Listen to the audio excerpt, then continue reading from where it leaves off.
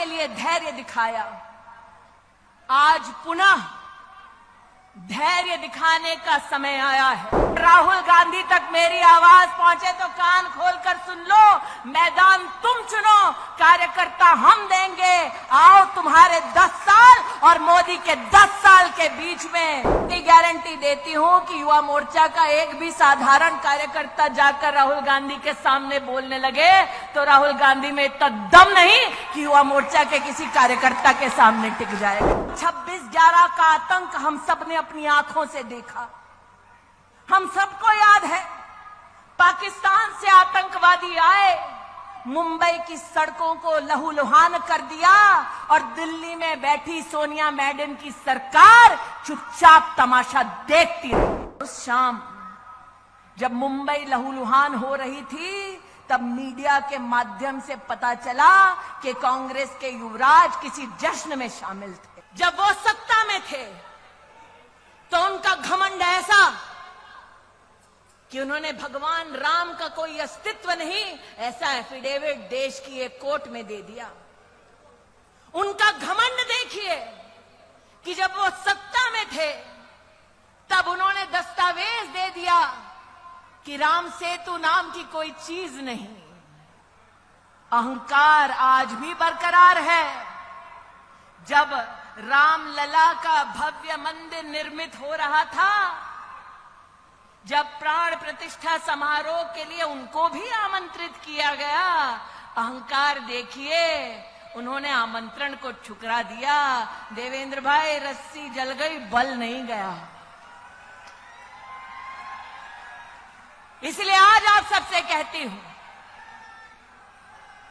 कि हर राम भक्त ने, जिसने धर्म के लिए धैर्य दिखाया, आज पुनः धैर्य दिखाने का समय आया है। हमको उकसाया जाएगा, कुछ लोगों को एआई के माध्यम से, डीपफेक के माध्यम से बरगलाया जाएगा, लेकिन आज हम डंके की चोट पर कह सकते हैं, और अगर राहुल गांधी तक मेरी आवाज पहुंचे तो कान खोलकर सुन लो। मैदान तुम चुनो, कार्यकर्ता हम देंगे। आओ तुम्हारे 10 साल और मोदी के 10 साल के बीच में क्या फर्क है, इस पे चर्चा हो जाए। मैं नहीं कहती मैं जाऊंगी चर्चा के लिए, तब पक्का नहीं आएंगे तेजस्वी, लेकिन इतनी गारंटी देती हूं कि युवा मोर्चा का एक भी साधारण कार्यकर्ता जाकर राहुल गांधी के सामने बोलने लगे तो राहुल गांधी में इतना दम नहीं कि युवा मोर्चा के किसी कार्यकर्ता के सामने टिक जाएगा।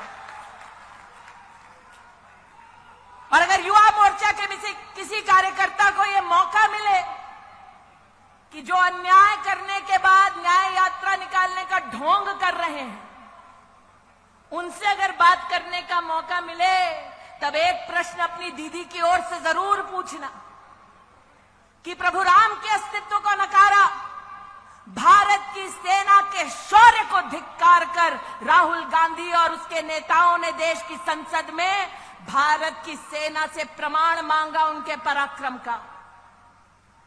मैं उस महाराष्ट्र में काम कर चुकी हूं जहां पर 26/11 का आतंक हम सब ने अपनी आंखों से देखा। हम सबको याद है, पाकिस्तान से आतंकवादी आए, मुंबई की सड़कों को लहूलुहान कर दिया और दिल्ली में बैठी सोनिया मैडम की सरकार चुपचाप तमाशा देखती रही। हम सब महाराष्ट्र में इस बात के साक्षी हैं। नितिन जी को याद होगा, गृह मंत्री को उस वक्त कांग्रेस की सरकार में कपड़े बदलने से और प्रेस कॉन्फ्रेंस करने से फुर्सत नहीं मिल रही थी, और यहां पर जनता त्राहिमाम कर रही थी कि किसी को तो भेजो ताकि हमारी रक्षा हो सके। और उस शाम जब मुंबई लहूलुहान हो रही थी, तब मीडिया के माध्यम से पता चला कि कांग्रेस के युवराज किसी जश्न में शामिल थे।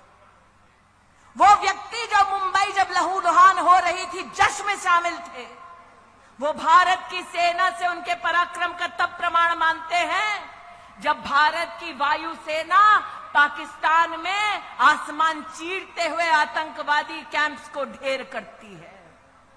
आज चाहती हूं उनसे पूछा जाए कि क्या यह संभव था जब कांग्रेस की सत्ता थी कि विंग कमांडर अभिनंदन को भारत की सरहद पर पाकिस्तान हाथ जोड़ते हुए वापस छोड़कर जाए? अरे ये 56 इंच की छाती वाला है जिसने 56 घंटे में विंग कमांडर अभिनंदन को भेजा।